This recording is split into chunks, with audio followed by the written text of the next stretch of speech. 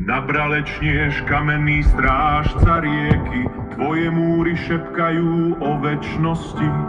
Gotické vrstvy, renesančné ozveny, svedok pominuteľnej ľudskej púti. O hrad oravský výkrik do neba, si symbol sily, ktorá pretrvá. Kamenné srdce, čo veky bije, v tebe kus našej duše žije.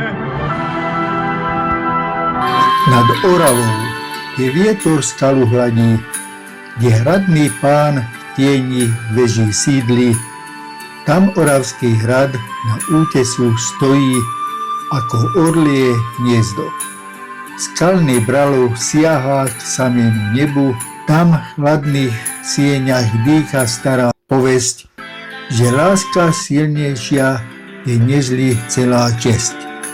Keby tie múry hradné prehovoriť vedeli, čo všetkých tajov by nám asi povedali.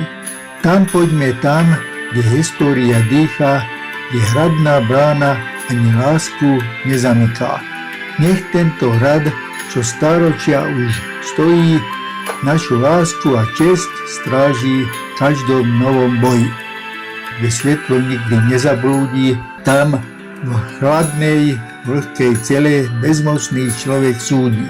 Tam v reťaziach milých bez lúča svetla skončil sa život a tu vozeň pripomína viny, čo spáchal za čias svojej temnej hodiny. Keď vyjdeme von na kamenný balkón a terasu, celý svet nám leží pod hradným zámkom. Oravský hrad už nie je len pevnosť sivá, v každej izbe nám nová láska ožíva.